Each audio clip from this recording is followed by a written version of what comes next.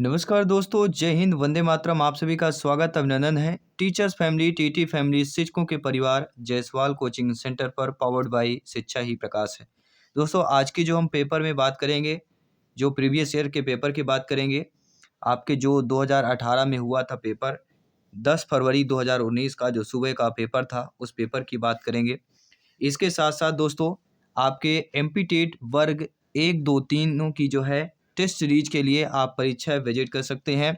परीक्षा ऐप पे आपको 499 का आपको 1 साल की वैधता मिल जाएगी टेस्ट सीरीज़ के लिए, ऑल टेस्ट सीरीज़ के लिए मिल जाएगी। और इसमें अगर आप हमारा जायसवाल सर 50 कोड यूज़ करते हैं, तो इसमें आपको 40% जो है ऑफ मिल जाएगा। जी हाँ, 40% आपको इसमें और ऑफ मिल जाएगा, यानी और आपको डिस्काउंट मिल जाएगा जायसवाल सर 50 कोड यूज़ करने पर। तो चलिए सभी लोग आपको इस पेपर को सॉल्व पेपर कर लेते हैं। पहले जनरल हिंदी के क्वेश्चंस करेंगे, इसके बाद आपके जनरल जीके, रीजनिंग के क्वेश्चन करेंगे, पेडागोजी के प्रश्न करेंगे, फिर आपके 100 क्वेश्चन जो है फिजिक्स के क्वेश्चन करने वाले हैं। जी हाँ, आज हम फिजिक्स का पूरा सॉल्व पेपर करने वाले हैं, लेकिन ये जो पहले आपके 50 प्रश्न रहने वाले हैं, ये सभी के लिए कंपलसरी है, ऑल आपके सब्जेक्ट के लिए। तो चलिए सभी लोग तैयार हो जाइए। हिंदी में पहला प्रश्न क्या पूछा गया था? निम्न में कौन सा रूपक अलंकार का एक उदाहरण नहीं है? एक राम घनश्याम एक राम घनश्याम हित चातक तुलसीदास, बढ़त बढ़त संपत्ति सलिल मन सरोज बढ़ जाई, मैया मैं तो चंद खिलौना ले हूं। इन तीनों में आपका रूपक अलंकार है, लेकिन यह जिंदगी क्या जिंदगी जो सिर्फ पानी से बही, ये आपकी इसमें रूपक अलंकार नहीं है, इसलिए according to question second option सही हो जाएगा। इसके बाद दूसरा प्रश्न क्या पूछा गया था? शुद्ध वाक्य को चुनना है। तो शुद्ध वाक्य यहाँ पे कौन सा हो जाएगा कि उनकी आंखों के सामने देखते देखते यह सब कुछ हो गया, इसमें शुद्ध वाक्य हो गया। अगला प्रश्न है, आकाश पाताल एक करना मुहावरे का अर्थ निम्न विकल्पों में से कौन सा हो जाएगा? तो आकाश पाताल एक कर देना मतलब बहुत अधिक प्रयत्न करना, सेकंड ऑप्शन सही हो जाएगा। निम्न में से कौन पोखरा, पुष्कर तथा सर का एक अन्य पर्यायवाची शब्द है? तो पोखरा, पुष्कर और सर का जो एक अन्य पर्यायवाची है वह आपका है सरोवर। इसके बाद अगला प्रश्न है, उदय का निम्न में से कौन सा सही विलोम शब्द हो जाता है? तो उदय का जो सही विलोम होता है, उदय मतलब सूर्य उदय होना और सूर्य अस्त होना, उदय का अस्त हो जाता है। अगला प्रश्न है, अनुग्रह, अनुकंपा, आदि व्याधि, इन समुच्चारित शब्दों के क्रम से सही अर्थ वाली पंक्ति को चयन करना है। तो सही अर्थ वाली हमारी जो पंक्ति है, कृपा करना, दया करना, मानसिक पीड़ा, शारीरिक रोग। अनुग्रह, अनुकंपा मतलब कृपा करना, दया करना, आदि व्याधि, मानसिक पीड़ा और शारीरिक रोग। अगला है, पीत सागर में कौन सा समास होगा? तो पीत सागर में आपका कर्मधारय समास हो जाएगा। कैसा सागर? पीत सागर। तो यहाँ पे कर्मधारय समास की बात करेंगे। जिसके हृदय में ममता नहीं है, इस वाक्यांश के लिए एक शब्द क्या होगा? तो जिसके हृदय में ममता नहीं होती है वह निर्मम कहलाता है, क्योंकि है निर्मम। अगला, निम्नलिखित में से कौन सा व्याकरण का शाब्दिक अर्थ नहीं है? तो व्याकरण का जो शाब्दिक अर्थ होता है भाषा का व्याख्या, भाषा का विश्लेषण, विग्रह या पृथक पृथक, लेकिन शब्द शस्त्र जो है ये आपके व्याकरण का शाब्दिक अर्थ नहीं होता। अगला है, दुकान वाला में प्रयुक्त प्रत्यय क्या होगा? तो दुकान वाला, तो दुकान धन वाला, वाला यहाँ पे क्या हो जाएगा? प्रत्यय हो जाएगा। बहुत ही आसान सा प्रश्न पूछा गया था। ठीक है, चलिए सभी लोग तैयार हैं। चलिए अब बात कर लेते हैं आपके अगले जनरल नॉलेज के प्रश्नों की बात कर लेते हैं। जनरल नॉलेज में प्रश्न पूछा गया था, प्रकाश वर्ष निम्न का एक मापन है। तो प्रकाश वर्ष किसका मापन होता है? अंतरिक्ष में दूरी का मापन होता है, डिस्टेंस इन स्पेस। पहला ऑप्शन सही कर लेना है। अगला प्रश्न पूछा गया था, भारत की सबसे बड़ी भौगोलिक इकाई फिजियोग्राफिक यूनिट का नाम बताना है। तो यहाँ पे हो जाएगा प्रायद्वीपीय पठार। इसके बाद आपका अगला प्रश्न पूछा गया, डॉक्टर भगवत दयाल शर्मा ने मध्य प्रदेश के राज्यपाल के रूप में कितनी बार कार्य संभाला है? तो केवल एक ही बार जो है कार्य संभाला है। इसके बाद अगला प्रश्न है, बाईचुंग भूटिया किस खेल में एक भारतीय दिग्गज है? वह आपके फुटबॉल। बाईचुंग भूटिया जो है फुटबॉल खेल में एक भारतीय दिग्गज है।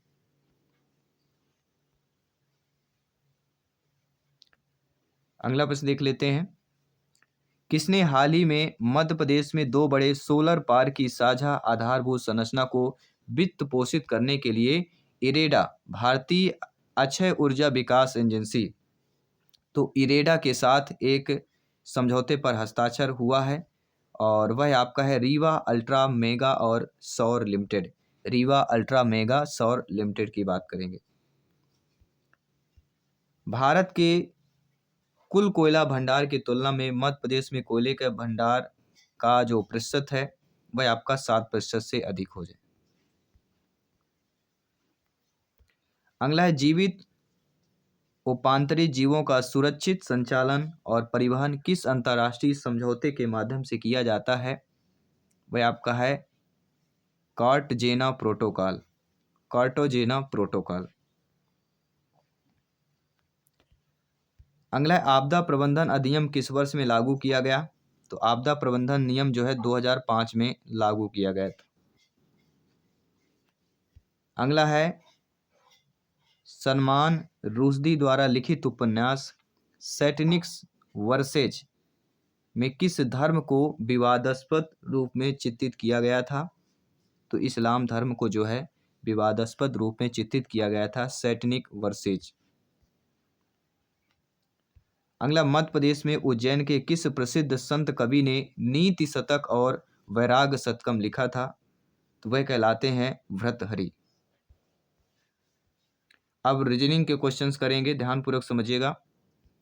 रीजनिंग में लुप्त संख्या बताना है। 2 के बाद 7 है, 2 और 7 में कितने का अंतर आ गया? 5 का। फिर अगला जो गैप है, फिर 23 के बाद 34 में कितने का अंतर है? 11 का अंतर है।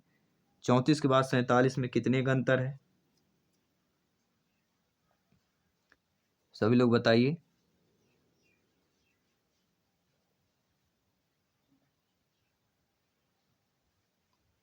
तो आपका 34 और 47 में 34 10 44 होता है और 3 13 का अंतर हो जाता है। तो यहाँ हम देखें 5 11 और 13, लेकिन ऑप्शंस देखिए, एक सम दिया गया है, एक विषम दिया गया है।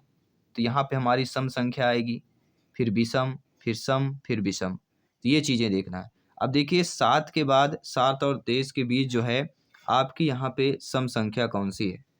तो यहाँ पे सभी लोग जानते हैं 7 और 12 और आपकी 14 सम संख्याएं हैं।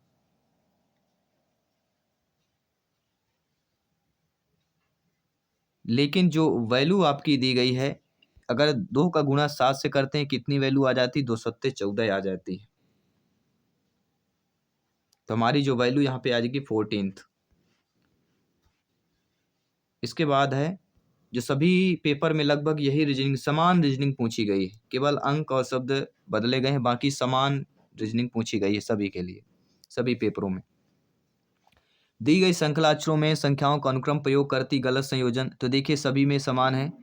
CO 789 MB 787 यानी CO 789 MB 787 यानी CO 789 MP यहाँ पे दिया गया है। MB की जगह यहाँ पे देखेंगे MP दिया गया है। ठीक है, तो ये आपका अनुक्रम संयोजन गलत दिया गया है, तो थर्ड वाला ऑप्शन सही हो जाएगा। यहाँ पे देखिए थर्ड वाला जो ऑप्शन दिया गया है 4th नंबर में दिया गया है, इसलिए 4th नंबर सही होगा। इसके बाद आपके इस प्रकार का भी प्रश्न पूछा गया है, निम्नलिखित 4 पदों में से कौन सा ठीक नहीं है? अब देखिए कुछ ना कुछ मिसप्रिंट आपका होगा, चाहे अंक हो, चाहे एक आपका अक्षर हो, कोई भी एक मिसप्रिंट दे दिया जाता है और आपसे वहाँ फिर पूछा जाता है कि कौन सा सही है, कौन सा सही नहीं है। 4 ऑप्शंस दिए गए हैं। अब देखिए इनमें से आपके नीचे दिया गया है कौन सा सही नहीं दिया गया है। यहाँ पे देखिए तीसरे में कोई स्पेलिंग कहीं ना कहीं मिसप्रिंट हुआ है। देखिए सभी में प्लाजा लिखा हो, यहाँ पे ब्लाजा लिखा हुआ है। सभी में प्लाजा है लेकिन यहाँ पे आपका ब्लाजा लिखा हुआ है, इसलिए थर्ड ऑप्शन को गलत दिया गया है। इसके बाद अगली जो रीजनिंग है जो ABCD से पूछी जाती है नंबर में, तो यहाँ पे आपका किसका पूछा जा रहा है? ESTIMAT का पूछा जा रहा है। तो ABCDE, जैसे ABCDE का 5 होता है, इसी प्रकार सभी को प्लस करते जाना है।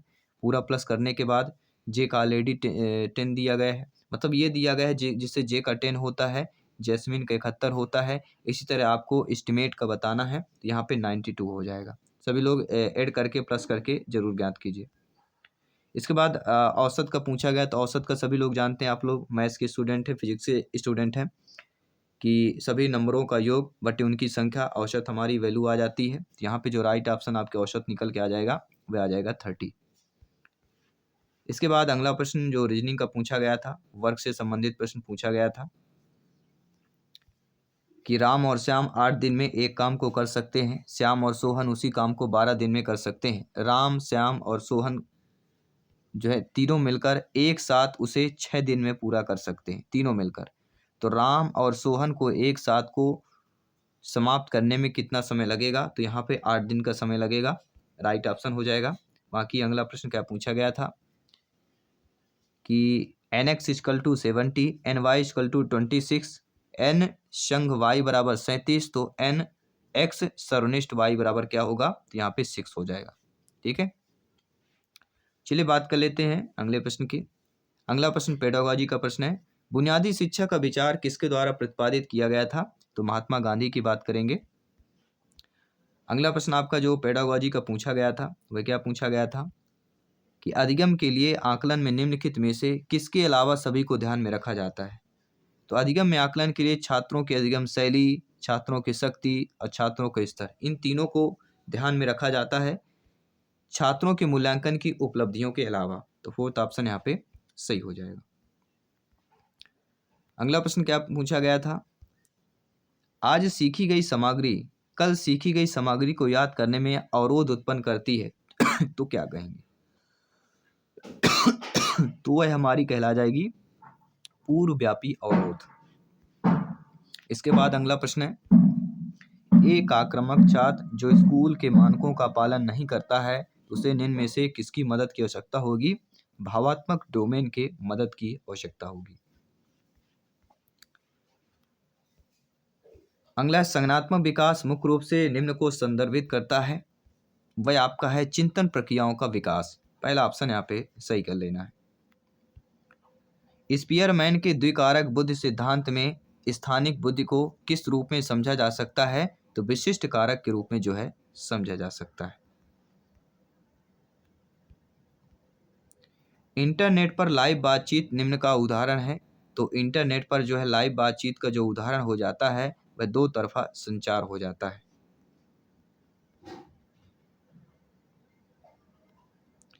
अगला प्रश्न है, निम्नलिखित में से कौन सा परीक्षण जो है शिक्षक को शिक्षण की योजना बनाने के लिए बेहतर अंतर्दृष्टि प्रदान करता है, वह आपका है बुद्धि परीक्षण, इंटेलिजेंस टेस्ट की बात करेंगे। वाइगोस्की के सिद्धांत निम्नलिखित में से कौन सा सत्य दिया गया है, तो वाइगोस्की के सिद्धांत में देखा जाए तो संज्ञानात्मक विकास के लिए सामाजिक संस्कृत दृष्टिकोण यह हमारा सही दिया गया है। इसके बाद अगला पेडागोजी का प्रश्न है, ब्लूम की वर्गिकी निम्न का एक पदानुक्रमिक संगठन है, किसका, जब भी ब्लूम की वर्गिकी की बात की जाती है संज्ञानात्मक उद्देश्य का एक पदानुक्रमिक संगठन है। किस प्रकार की स्मृति में सामग्रियों को बाद पुनः प्राप्त के लिए संग्रहित किया जाता है, दीर्घकालिक स्मृति अर्थात LTM की बात करेंगे। अल्पकालिक स्मृति को STM बोला जाता है, तो यहाँ पे दीर्घकालिक की बात करेंगे LTM। विकर्षण का निम्न तात्पर्य होता है, तो विकर्षण का तात्पर्य किससे होता है, ध्यान का विफतन। पहला ऑप्शन सही हो जाएगा। अगला प्रश्न है, छोटे बच्चे अपने विषय को तेजी से सीख सकते हैं यदि, तो छोटे बच्चे जो होते हैं वह अपने विषय को तेजी से सीख सकते हैं यदि ठीक से उन्हें क्या किया जाए, आपका निर्देशित किया जाए। सेकंड ऑप्शन सही हो जाएगा। इसके बाद अगला पेडागोजी का प्रश्न पूछा गया था कि निम्नलिखित में से कौन एक शिक्षण सहायक है, तो सभी लोग जानते हैं एक समान पोशाक यह आपका एक शिक्षण सहायक हो जाता है, लेकिन यह आपका क्वेश्चन जो है पेडागोजी का कैंसिल हुआ था, इसमें जो ऑप्शंस दिए गए वह सही नहीं दिए गए हैं। ठीक है, इसलिए आपका क्वेश्चन कैंसिल हुआ था। अगला जो भी ये भी क्वेश्चन कैंसिल हुआ था कोहलबर्ग के मॉडल के अनुसार नैतिक विकास के बारे में निम्नलिखित में से कौन से कथन के अलावा अन्य सभी सत्य हैं? तो यहाँ पे सभी सत्य हैं, इसलिए ये भी आपका पेपर कैंसिल हुआ था। इसके बाद हम बात करेंगे फिजिक्स के अब 100 क्वेश्चनों की बात करेंगे। फिजिक्स के 100 क्वेश्चंस में जो स्क्रीन पर ऑलरेडी आ चुका है, तो सभी लोग तैयार हो जाइए। प्रश्न क्या पूछा गया है? एक डैनियल सेल 240 सेंटीमीटर लंबी पोटेंशियोमीटर का पर जो है संतुलित किया गया है। एक डैनियल सेल 240 सेंटीमीटर लंबी पोटेंशियोमीटर पर संतुलित किया गया है। अब सेल जो है 0.25 ओमेगा के प्रतिरोध से 60 सर्किट होता है और संतुलन 80 सेंटीमीटर पर प्राप्त किया जाता है, तो डैनियल सेल का आंतरिक प्रतिरोध क्या होगा? यहाँ पे 0.5 ओमेगा हो जाएगा। कितने हो जाएगा? 0.5। यहाँ पे पहला ऑप्शन सही कर लेना है। इसके बाद हम बात करेंगे आपके अगले जो प्रश्न दिया गया है। अगला प्रश्न दिया गया है कि एक द्रव की श्यानता गुणांक किस पर निर्भर करती है? तो द्रव और तापमान की प्रकृति पर निर्भर करती है। किसी भी द्रव की श्यानता मतलब गाढ़ापन, जैसे शहद होता है, शहद की श्यानता सबसे ज़्यादा होती है। तो द्रव और तापमान पर, द्रव अगर गाढ़ा है, तापमान कम है, तो इसकी श्यानता ज़्यादा होगी। अगर तापमान अधिक हो जाता है, द्रव पतला है, तो श्यानता कम हो जाती है। ठीक है, तो आई होप आप समझ गए होंगे। तो द्रव और उसकी तापमान की प्रकृति पर भी बहुत निर्भर करता है। अगला, एक संधारित्र की प्लेटों के बीच की वायु को के परावैद्युत स्थिरांक के माध्यम से बदल दिया जाता है। तो प्लेटों के बीच जो विद्युत क्षेत्र होगा वह कौन सा हो जाएगा? तो के गुना बढ़ जाता है। जी हाँ, एक संधारित्र प्लेटों के बीच की वायु के परावैद्युत स्थिरांक के माध्यम से बदल दिया जाता है, तो प्लेटों के बीच विद्युत जो है वह के गुना ही बढ़ जाता है। अगला प्रश्न क्या पूछा गया था? एक क्षेत्र में मौजूद विद्युत क्षेत्र Ex इक्वल टू 30x² द्वारा व्यक्त किया गया है। यदि x बराबर 2m पर विभव Va और मूल बिंदु पर विभव V0 मौजूद है, तो उसे Va माइनस V0 की वैल्यू क्या हो जाएगी? -80 वाट हो जाएगी, वोल्ट। तो -80, यहाँ पे जो पहला ऑप्शन दिया गया है वह हमारा सही हो जाएगा। इसके बाद आपका अगला प्रश्न पूछा गया है कि संख्या 28.028, 0.0004 एवं 1.2 गुणे 10 की घाते -3 के लिए सार्थक अंकों का क्रमशः अंक क्या हो जाएगा? तो हो जाएगा 5, 1 और 2। सार्थक अंक की अगर बात करते हैं तो 5, 1, 2 पहले ऑप्शन में दिया गया है वह सही हो जाएगा। इसके बाद अगला प्रश्न क्या पूछा गया था? एक कुंडली का स्वप्रेरकत्व 100 mH है। कुंडली के प्रत्येक घुमाव से बद्ध चुंबकीय धारा जो है निम्न है। जब इससे होकर गुजरने वाली धारा 8 यमे है, तो चुंबकीय धारा बताना है। तो चुंबकीय धारा जो हो जाएगी 8 गुणे 10 की घाते -4 WB। समझ गए होंगे। चलिए बात करते हैं अगले प्रश्न की। अगला प्रश्न क्या पूछा गया था? एक LCR परिपथ में प्रेरकत्व L एवं 2L में बदल जाता है।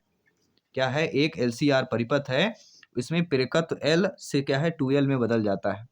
अनुवाद आवृत्ति के अपरिवर्तित रहने के लिए संधारित्र की धारिता को C इसमें बदलना जो है चाहिए। किस में बदलना चाहिए? C को C/2 में बदलना चाहिए। फोर्थ ऑप्शन यहाँ पे सही होकर लेना है। अब देखते हैं अगला प्रश्न क्या पूछा गया है। अगला प्रश्न पूछा जा रहा है, बहुत ही अच्छा है प्रश्न। यदि आवेश -q और द्रव्यमान m की एक वस्तु को वैद्युत क्षेत्र E में रखा जाता है, वस्तु का त्वरण कितना हो जाएगा? तो वस्तु का त्वरण क्या हो जाएगा? E/E के विपरीत दिशा में QE/m हो जाएगा। सेकंड वाला ऑप्शन सही हो जाएगा। त्वरण की बात करते हैं। इसके बाद जो है अगला प्रश्न पूछा गया है, यदि इलेक्ट्रॉनों की एक बीम 2 गुणे 10 की घाते -3t एवं 1.0 x इंटू 10⁴ Vm तीव्रता वाले एक परस्पर लंबवत समरूप चुंबकीय और विद्युत क्षेत्रों में बिना विचलित हुए गमन करता है तो इलेक्ट्रॉन का वेग क्या होगा? इलेक्ट्रॉन का वेग 5 × 10⁶ मीटर प्रति सेकंड हो जाएगा।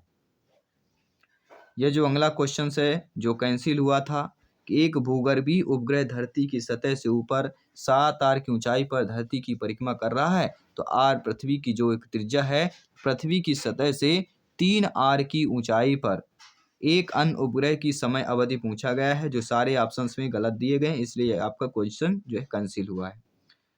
अगला क्वेश्चन है ये भी आपका कैंसिल हुआ है।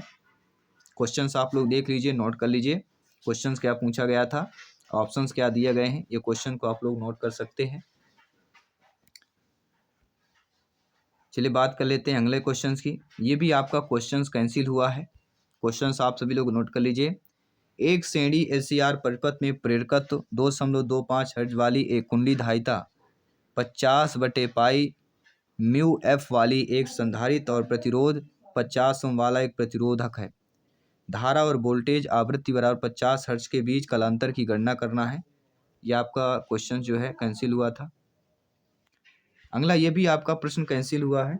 परिवर्ती कोणीय आवृत्ति ओमेगा पर निश्चित आयाम V0 वाला एक एसी वोल्टेज स्रोत धारिता C और प्रतिरोध R वाले एक विद्युत बल्ब के साथ श्रेणी में संयोजित है। शून्य प्रेरकत्व दिया गया है तो W बढ़ता है। यह भी आपका क्वेश्चन कैंसिल हुआ है। यह भी प्रश्न कैंसिल हुआ है कि खाली स्थान वैश्विक जलवायु स्वरूप और दैनिक मौसम विविधताओं को निर्धारित करने में एक मूल भूमिका निभाता है। इसके बाद ये भी आपका क्वेश्चंस कैंसिल हुआ है। आप लोग नोट कर लीजिएगा क्वेश्चंस क्या है, सभी लोग स्क्रीन पर आप लोग लिख सकते हैं क्वेश्चंस को। इसके बाद हम अगले प्रश्न की बात करेंगे जो ये भी आपका क्वेश्चंस कैंसिल हुआ है। एक इलेक्ट्रॉन के प्रसार धारा डी और अस्थिरता म्यू के बीच आइंस्टीन संबंध पूछा गया था, क्या होता है? ये भी आपका कैंसिल हुआ क्वेश्चंस। ये भी आपका क्वेश्चन कैंसिल हुआ है। बहुत सारे अनंत संतुलन की स्थिति में जो आपका प्रश्न पूछा गया था। अगला जो प्रश्न है आप करेंगे जो कैंसिल नहीं हुए, कैंसिल वाले सारे क्वेश्चंस हो चुके हैं। अगला है कि किसी वस्तु की आवर्धित और वास्तविक छवि प्राप्त करने के लिए हम क्या कर सकते हैं? हम या तो उत्तल लेंस या अवतल दर्पण का उपयोग कर सकते हैं, या उत्तल लेंस या अवतल दर्पण का उपयोग कर सकते हैं किसी वस्तु की आवर्धित और वास्तविक छवि प्राप्त करने के लिए। इसके बाद अगला प्रश्न क्या पूछा जा रहा है कि उपयुक्त फोकल लंबाई वाले एक अवतल लेंस का उपयोग किया जाता है, किसमें किया जाता है? निकट दृष्टि को ठीक करने में किया जाता है। इसके बाद अगला प्रश्न है 10 सेंटीमीटर फोकस लंबाई वाले एक प्लेनो अवतल लेंस को 2 बराबर भागों में काटा जाता है, तो प्रत्येक भाग की शक्ति कितने डायोप्टर हो जाएगी? तो 10 डायोप्टर हो जाएगी।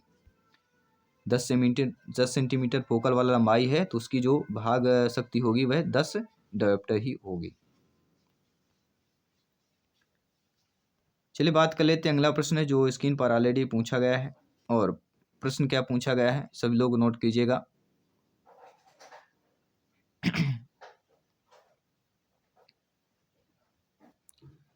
आकाश में इंद्रधनुष देखने के 2 आवश्यक शर्तें क्या क्या होती है? तो आकाश में इंद्रधनुष के देखने की जो शर्तें होती हैं वह शर्त होता है श्वेत प्रकाश का स्रोत हमारे पीछे होना चाहिए। कहाँ होना चाहिए? हमारे पीछे होना चाहिए। और वातावरण में पानी की बूंद बहुत कम मात्रा में उपस्थित होनी चाहिए। ये गलत दिया गया है क्योंकि पानी की बूंद जो है पर्याप्त मात्रा में उपस्थित होना चाहिए, इसलिए 4th ऑप्शन होगा। श्वेत प्रकाश का स्रोत हमारे पीछे होना चाहिए और वातावरण में पर्याप्त पानी की बूंदें होनी चाहिए। तो आकाश में इंद्रधनुष देखने के 2 आवश्यक शर्तें क्या हो गई? श्वेत प्रकाश का स्रोत हमारे पीछे होना चाहिए और वातावरण में पर्याप्त पानी की बूंदें भी होना चाहिए। इसके बाद अगला प्रश्न है गुरुत्वाकर्षण के कारण उत्पन्न त्वरण क्या कहलाता है? तो ध्रुवों से भूमध्य रेखा की ओर कम हो जाता है। अगला प्रश्न दिया गया है कि एक समान विद्युत क्षेत्र में रखे P आघूर्ण के वैद्युत ध्रुव की न्यूनतम अर्थात ऋणात्मक स्थितिज ऊर्जा होती है जब P और E के बीच कितने का कोण होता है? 0 का कोण होता है। कितने का कोण हो जाएगा दोस्तों? 0 कोण, यहाँ पे 0, पहला ऑप्शन सही हो जाएगा। अगला प्रश्न पूछा गया, द्रव्यमान और चाल के मापन में प्रतिशत त्रुटियां क्रमशः 1%, 2% है। द्रव्यमान और चाल के मापन द्वारा प्राप्त गतिज ऊर्जा के आकलन में कितनी त्रुटि होगी? तो 5% की त्रुटि हो जाएगी। अगला प्रश्न क्या पूछा गया था? 3 किलोग्राम द्रव्यमान वाला एक सेल 1 किलोग्राम 2 किलोग्राम वाले 2 टुकड़ों में फट जाता है। टुकड़ों का वेग का अनुपात टुकड़ों की गतिज ऊर्जा का अनुपात क्रमशः हल्का या भारी है। यहाँ पे क्या हो जाएगा? 1:1 एवं 2:1 में हो जाएगा।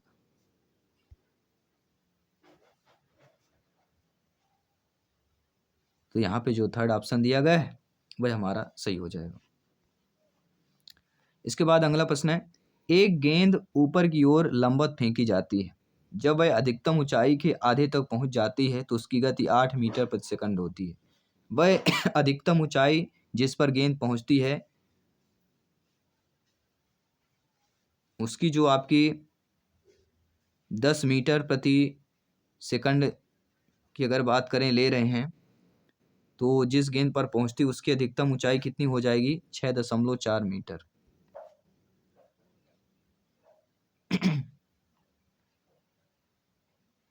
ठीक है। अगला है, एक भार W एक खुरदरे क्षैतिज सतह पर विश्राम अवस्था में यदि घर्षण का कोण थीटा है तो वह निम्नतम बल जो क्षैतिज सतह के साथ निकाय को गतिशील करेगा वह कहलाएगा W tan theta. tan theta में क्या होता है? tan थीटा का मान क्या होता है? लंब बटे आधार। क्या सही होता है? लाल बटे कक्का आपने सभी सुना होगा, लाल बटे कक्का।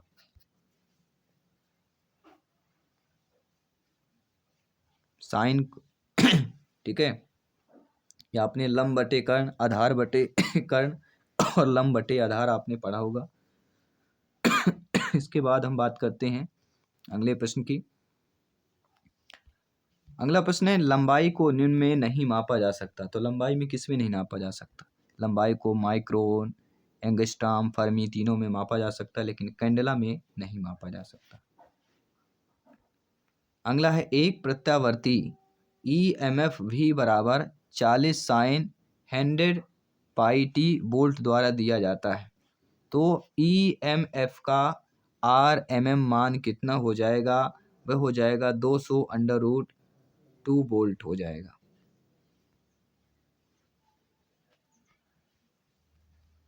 इसके बाद अगला प्रश्न है, एक हवाई जहाज एक समान वेग के साथ एक ऊंचाई पर क्षैतिज रूप से उड़ रहा है, तब हवाई जहाज पर कार्यरत जो आपका शुद्ध बल होगा वह कितना हो जाएगा? तो कोई भी हवाई जहाज एक समान वेग के साथ ऊंचाई पर क्षैतिज रूप में अगर उड़ रहा है तो हवाई जहाज पर कार्यरत जो शुद्ध बल हो जाएगा वह 0 हो जाएगा। ठीक है। इसके बाद अगला प्रश्न जो पूछा जा रहा है आप लोगों से, बहुत ही अच्छा प्रश्न है, इंटरेस्टेड प्रश्न है, इसलिए कमेंट कीजिएगा, फीडबैक कीजिएगा कि एक एल्युमिनियम डिस्क को सेलेनाइड के ऊपर रखा जाता है, इसके माध्यम से एक उच्च धारा भेजी जाती है। अब एल्युमिनियम जो डिस्क होगा वह आपका सोलेनाइड के द्वारा विकर्षित किया जाता है। इसके बाद आपका अगला प्रश्न पूछा जा रहा है, प्रकाश की एक किरण हवा में जब कांच के खंड में प्रवेश करती है तो वह क्या होती है? इसकी तरंगदैर्ध्य जो है कम हो जाती है। अगला प्रश्न पूछा जा रहा है, जब एक पारदर्शी माध्यम में 60 डिग्री के कोण पर प्रकाश की किरण आपतित होती है तो प्रकाश का एक हिस्सा प्रतिबिंब होता है और अपवर्तित होता है। यदि परावर्तित प्रकाश पूरी तरह से ध्रुवीकृत होता है तो मीटर प्रति सेकंड में पदार्थ के अंदर अपरिवर्तित किरण का वेग क्या होगा? तो अपरिवर्तित किरण का वेग √3 मल्टीप्लिकेशन 10⁸ हो जाएगा। फोर्थ ऑप्शन सही हो जाएगा।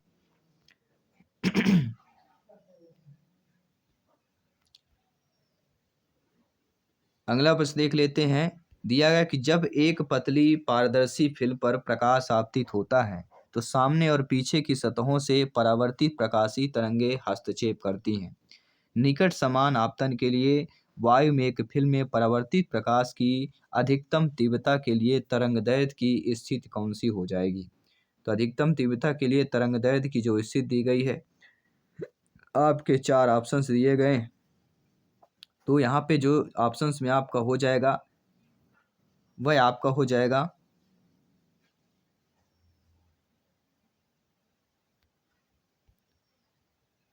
2L बराबर m लेमडा, जहाँ m एक पूर्णांक है, L इसकी मोटाई है और लेमडा वायु में प्रकाश का तरंगदैर्घ्य है। तो यहाँ पे हमारा जो आ जाएगी value 2L equal to m+1/2 lambda n2, जहाँ m एक पूर्णांक है, n2 अपवर्तनांक है, L उसकी मोटाई है और लेमडा वायु में है। तो सेकंड ऑप्शन सही हो जाएगा। इसके बाद हम बात करेंगे आपके अगले प्रश्न की। यदि पृथ्वी की सतह पर एक निकाय का द्रव्यमान m है तो चंद्रमा की सतह पर उसी निकाय का द्रव्यमान कितना हो जाएगा? m ही होगा। बल का घूर्णन एनालॉग क्या होता है? तो बल का घूर्णन जो एनालॉग होता है वह बलाघूर्ण होता है। दो सिरों पर खुली एक पाइप की आवृत्ति किस पर गूंजेगी? कितने पर गूंजेगी? तो दो सिरों पर खुली एक पाइप है जिस आवृत्ति पर गूंजेगी, 4 आवृत्तियां दी गई हैं। 4 आवृत्तियों में से एक आवृत्ति आपका सही है और वह आवृत्ति है आपका NV/2L। जी हाँ दोस्तों, F equal to V/λ equal to NV/2L, जहाँ N बराबर 1, 2, 3, V पाइप में वायु की चाल और L पाइप की लंबाई। थर्ड वाला ऑप्शन सही कर लेना है। नो डाउट समझ गए होंगे।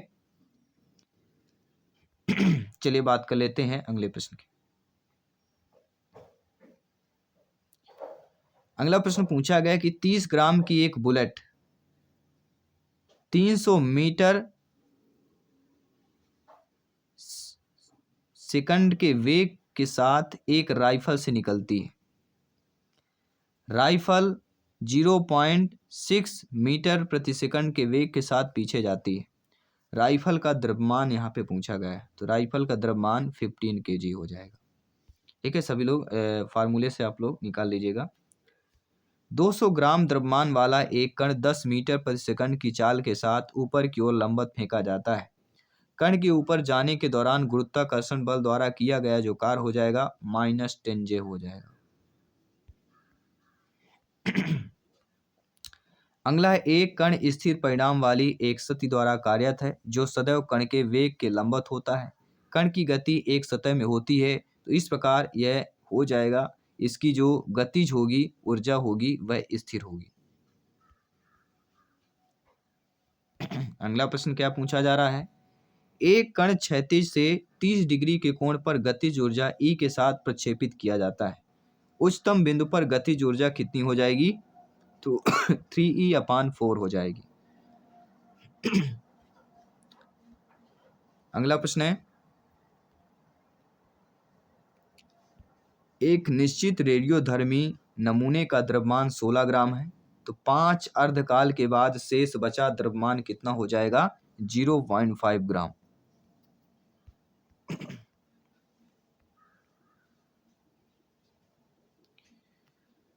अगला प्रश्न है, एक घन का घनत्व जिसके द्रव्यमान और उसके किनारों की लंबाई को मापकर ज्ञात किया जाता है। यदि द्रव्यमान और लंबाई के माप में अधिकतम त्रुटियां क्रमशः 3% और 2% हैं, तो घनत्व के माप में अधिकतम त्रुटि कितनी हो जाएगी? 9% हो जाएगी।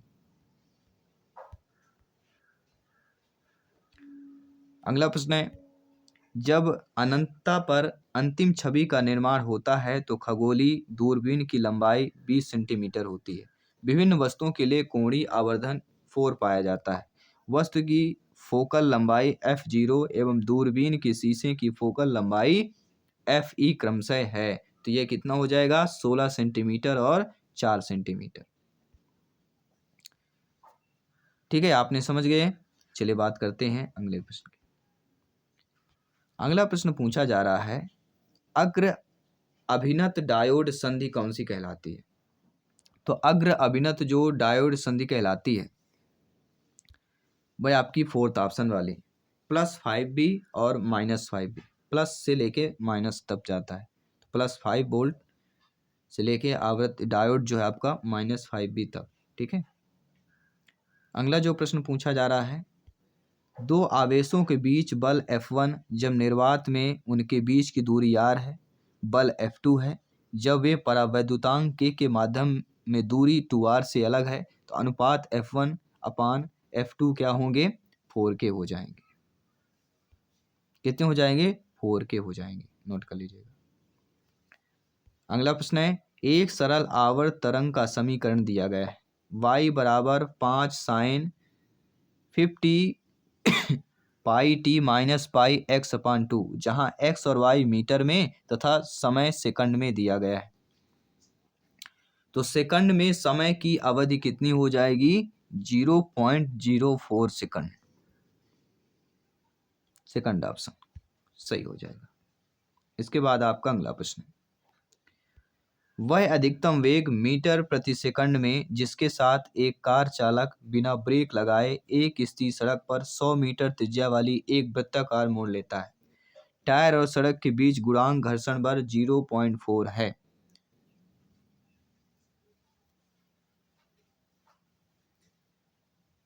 तो वह अधिकतम वेग जिसके साथ कार चालक बिना ब्रेक लगाए ये सारी चीजें कर लेता है, उसका हो जाएगा अधिकतम वेग 20।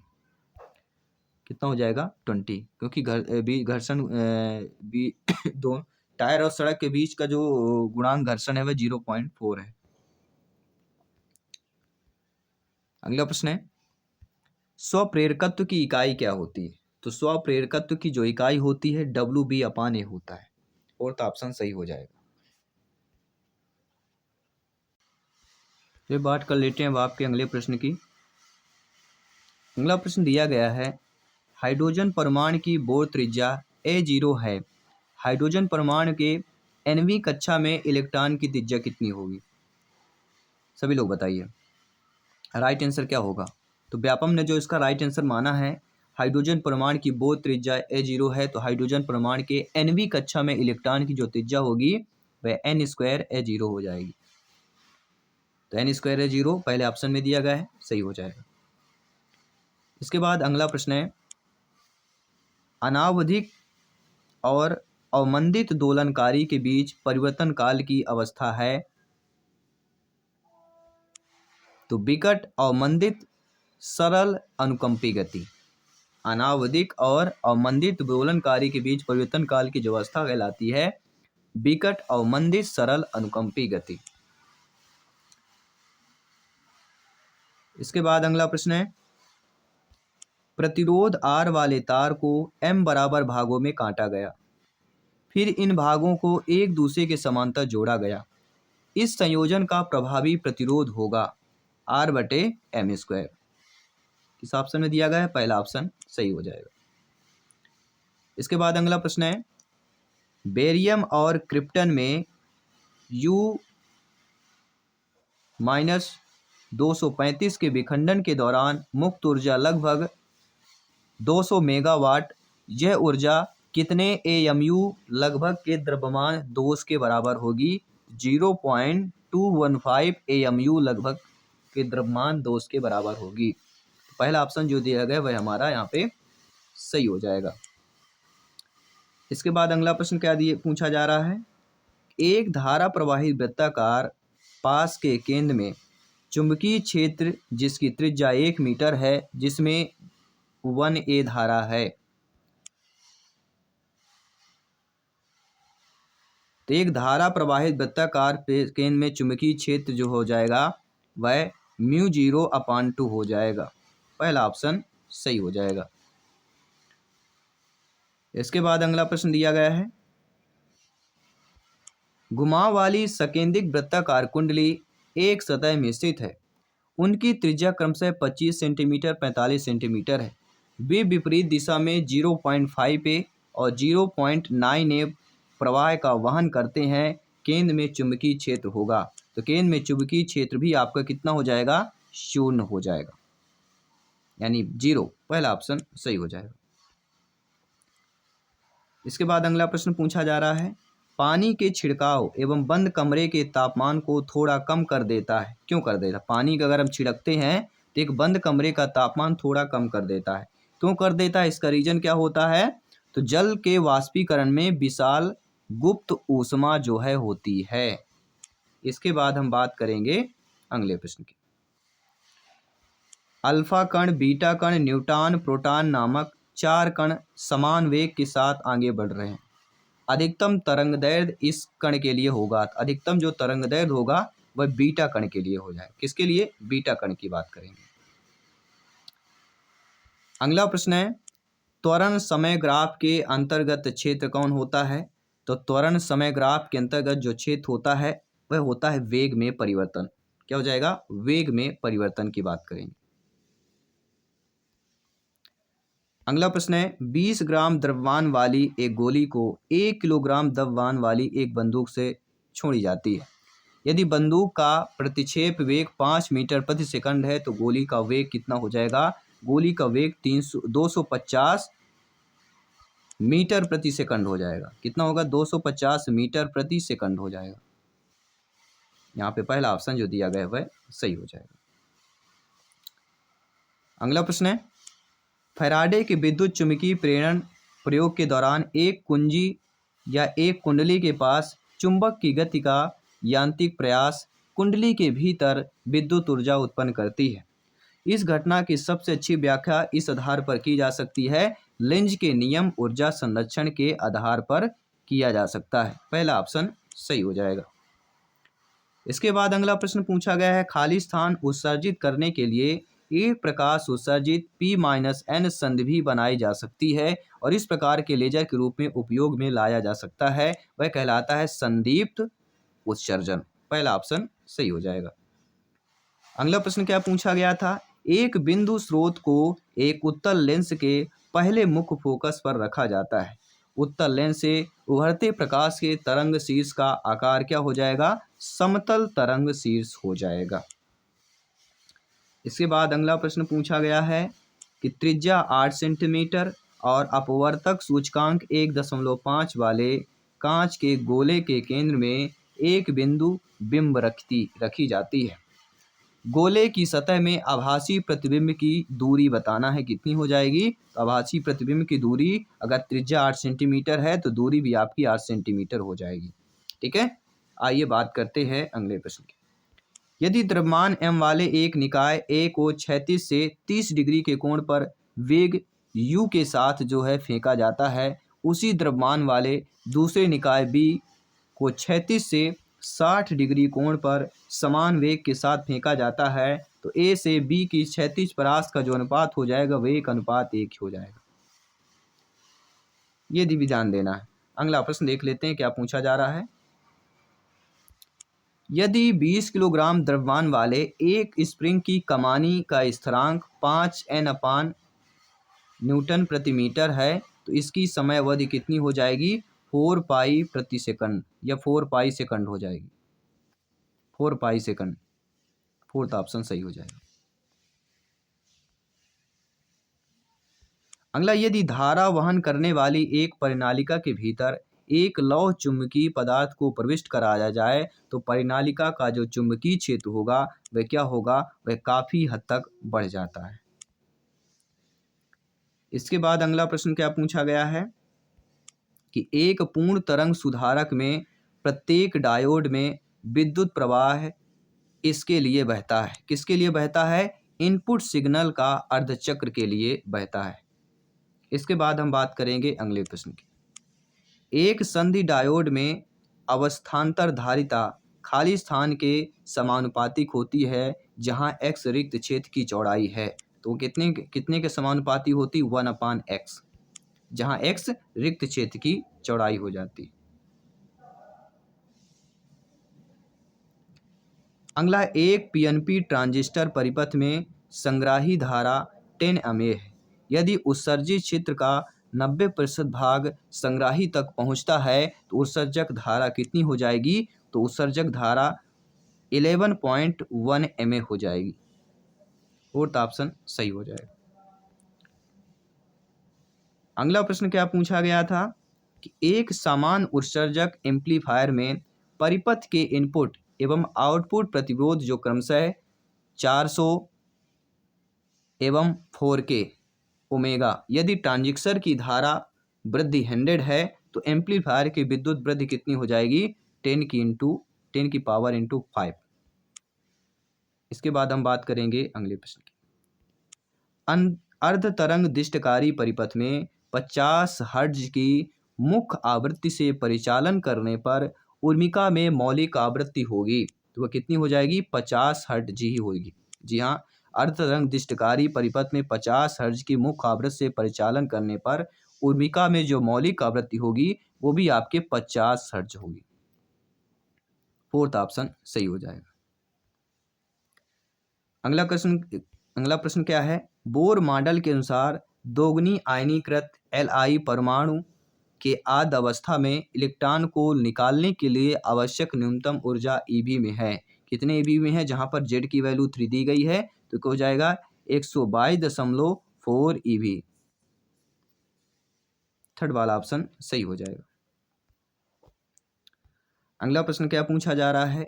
एक घन के किनारे की लंबाई 1.1 गुणे 10 की घाते -2 मीटर है तो इसका आयतन क्या होगा? अब देखिए घन की लंबाई दी गई है तो इसका आयतन कितना हो जाएगा? 1.3 इंटू 10 की पावर -6 m³, क्योंकि घन में दिया गया है आयतन। यहाँ पे हमारा कितना हो जाएगा? 1.3 गुणे 10 की घाते -6 m³। सेकंड वाला ऑप्शन हो जाएगा।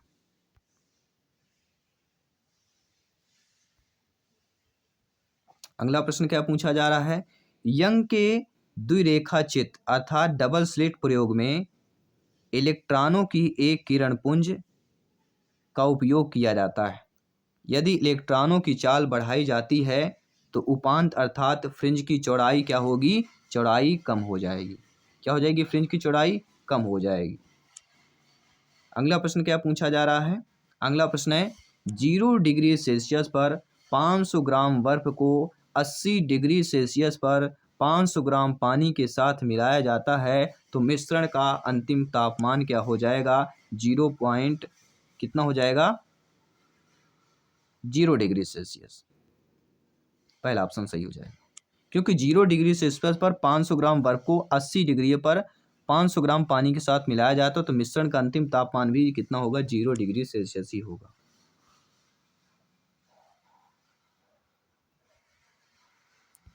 अगला है 200 न्यूटन के एक बल द्वारा एक ऊर्ध्वाधर दीवार पर 3 किलोग्राम द्रव्यमान वाले एक निकाय को स्थिर रूप में रखा जाता है। दीवार और निकाय के बीच घर्षण का गुणांक 0.3 है तो घर्षण बल क्या होगा? जहाँ जी की वैल्यू दी गई है 10 मीटर प्रति सेकंड स्क्वायर, तो यहाँ पे जो घर्षण बल हो जाएगा वह 30 न्यूटन हो जाएगा। कितना हो जाएगा? 30 न्यूटन। इसके बाद हम बात करेंगे अगले प्रश्न की। एक निकाय में -3.2 म्यूसी आवेश है। यदि इसमें 2 गुणे 10 की घाते 13 प्रोटॉन है तो निकाय में मौजूद इलेक्ट्रॉनों की संख्या कितनी हो जाएगी? 4 गुणे 10 की पावर 13 हो जाएगी। पहला ऑप्शन सही हो जाएगा। इसके बाद अगला प्रश्न क्या पूछा जा रहा है? सभी लोग नोट कीजिएगा और फीडबैक कीजिएगा। अगला प्रश्न दिया गया है कि अप्रगामी तरंगों का निर्माण नहीं किया जा सकता। किससे नहीं किया जा सकता? तो आप सभी लोग जानते हैं जो अप्रगामी तरंगों का निर्माण है वह दोस्तों आपके दोनों सिरों पर तंतु को बंद करके किया जा सकता है। एक सिरे पर तंतु को बंद करके और दूसरे सिरे को मुक्त करके किया जा सकता है। जब आपतित तरंग दीवार से परावर्तित हो जाए तो भी किया जा सकता है। लेकिन जब कालांतर पाई के साथ दो समांतर तरंगें समान दिशा में आगे बढ़ती हैं तब आपका इससे अप्रगामी तरंगों का निर्माण नहीं किया जा सकता। इसलिए according to question fourth option सही हो जाएगा। इसके बाद हम बात करते हैं अगले प्रश्न की। अगला प्रश्न है एक ठोस पदार्थ के इकाई द्रव्यमान को ठोस अवस्था से तरल अवस्था में बदलने के लिए आवश्यक ऊष्मा की मात्रा को क्या कहते हैं जबकि तापमान जो है आपका स्थिर है? उसको हम संलयन गुप्त ऊष्मा कहते हैं। इसके बाद 20 प्रश्न और बचे हुए हैं। यदि r एक ग्रह की त्रिज्या है तो g गुरुत्वाकर्षण के कारण त्वरण है तो ग्रह का औसत घनत्व कितना हो जाएगा? 3G/4πGr हो जाएगा। किस ऑप्शन में दिया गया है? 3G/4πGr, पहला ऑप्शन। इसके बाद अगला प्रश्न है, प्रत्यावर्ती धारा को दिष्ट धारा अर्थात डीसी एमीटर द्वारा नहीं मापा जा सकता है क्योंकि एक पूर्ण चक्र में धारा का औसत मान 0 होता है। इसके बाद अगला प्रश्न है, 100 वोल्ट के वोल्टेज द्वारा त्वरित इलेक्ट्रॉन का डी ब्रोगली तरंगदैर्ध्य होगा। तो डी ब्रोगली जो तरंगदैर्ध्य होगा 0.123 nm हो जाएगा। सेकंड ऑप्शन सही हो जाएगा। इसके बाद अगला प्रश्न क्या पूछा जा रहा है, दो गैस क्रमशः 350 केल्विन और 300 केल्विन के पूर्ण तापमान पर हैं। उनके अणुओं की औसत गतिज ऊर्जा का अनुपात क्या हो जाएगा? 7.6 हो जाएगा। इसके बाद हम बात करेंगे अगले प्रश्न की, यदि एक परिनालिका की प्रति इकाई लंबाई के घुमावों की संख्या दोगुनी हो जाती है तो इसका स्वप्रेरकत्व कितना होगा? तो इसका जो स्वप्रेरकत्व है वह 4 गुना हो जाएगा। इसके बाद हम बात करेंगे अगले प्रश्न की, परिपथ के माध्यम से अधिकतम प्रवाह प्राप्त करने के लिए n सेलों के श्रेणी संयोजन में सेलों के बाहरी प्रतिरोध R और आंतरिक प्रतिरोध स्मॉल r को इस रूप में संबंधित किया जाता है। किस रूप में? R is less than NR। कौन सा ऑप्शन दिया गया है? फोर्थ ऑप्शन आपका सही हो जाएगा। अगला है, एक एकल स्लिट फ्राउनहोफर विवर्तन प्रयोग में x1 एवं x2 विवर्तन पैटर्न के केंद्र से प्रथम एवं द्वितीय अधिकतम दूरी मान लें कि मैक्सिमा एवं मिनिमा कोणीय प्रसार छोटे हैं। तो अब x1 अनुपाते x2 की वैल्यू क्या हो जाएगी? 3:5। पहला ऑप्शन सही हो जाएगा।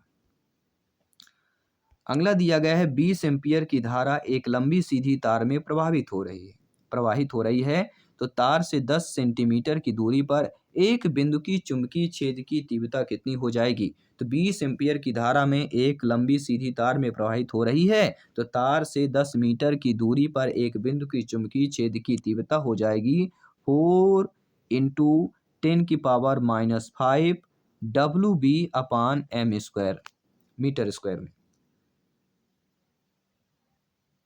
इसके बाद हम बात करेंगे अगले प्रश्न की। जो अगला प्रश्न है जो एग्जाम में कैंसिल प्रश्न हुआ था, एक तरंग की असतत ऊर्जा के साथ असतत अवस्था का अस्तित्व इस पर आधारित होता है। कोई भी ऑप्शन सही नहीं था इसलिए यह क्वेश्चन कैंसिल हुआ था। अगला, एक अच्छा परिवर्धक वह है जिसमें खाली स्थान इनपुट प्रतिरोध और खाली स्थान आउटपुट प्रतिरोध होता है। यह भी आपका पेपर कैंसिल हुआ, क्वेश्चन कैंसिल हुआ था। अगला है, एक युग्म उत्पन्न करता है। तो एक युग्म क्या उत्पन्न करता है? कोई भी ऑप्शन सही नहीं दिया गया, तो ये भी आपका क्वेश्चन जो है कैंसिल हो चुका है। एक काले निकाय का तापमान 303 केल्विन है। इससे उत्सर्जित प्रति सेकंड की प्रति वर्ग मीटर ऊर्जा इसके अनुपातिक होगी, तो 303⁴ के अनुपातिक होगी। इसके बाद अगला प्रश्न दिया गया है, एक गतिशील निकाय का त्वरण समय ग्राफ ऊपर दिया गया है, चित्र में दिया गया है। निकाय के वेग में अधिकतम परिवर्तन क्या होगा?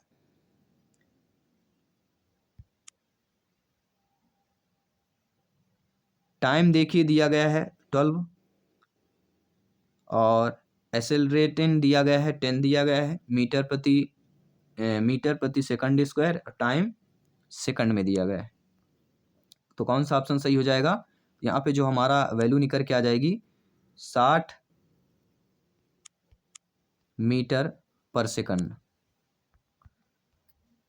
पहला ऑप्शन सही हो जाएगा। इसके बाद अगला प्रश्न पूछा गया है कि दो बल में से प्रत्येक संख्यानुसार 5 न्यूटन के बराबर है, जैसा चित्र में दर्शाया गया है। तो इसके अनुसार कार्यरत परिणामी बल का परिणाम कितना हो जाएगा? 25 यानी 5 न्यूटन, कितने या 10 न्यूटन हो जाएगा। तो परिणामी बल भी आपका कितना हो जाएगा? 5 न्यूटन ही होगा, अर्थात सेकंड ऑप्शन आपका यहाँ पे जो दिया गया है वह सही हो जाएगा। इसके बाद अगला प्रश्न देख लेते हैं क्या दिया गया है। अगला प्रश्न दिया गया है 220 वोल्ट के आरएमएस मान वाला एक जावक्रीय वोल्टेज संधि डायोड और एक संधारित्र सी परिपथ में नीचे दिखाए गए अनुसार जुड़ा हुआ है। यदि अर्ध तरंग परिशोधन होता है तो सी में वोल्ट में अंतिम विभवांतर कितना होगा? विभवांतर वोल्ट में होता है, तो अंतिम आपका जो विभवांतर हो जाएगा वह कितना हो जाएगा? तो यहाँ पे अंतिम विभवांतर 311 विभवांतर हो जाएगा, अर्थात जो थर्ड ऑप्शन दिया गया है वह हमारा सही हो जाएगा। इसके बाद हम बात करेंगे अगले प्रश्न की।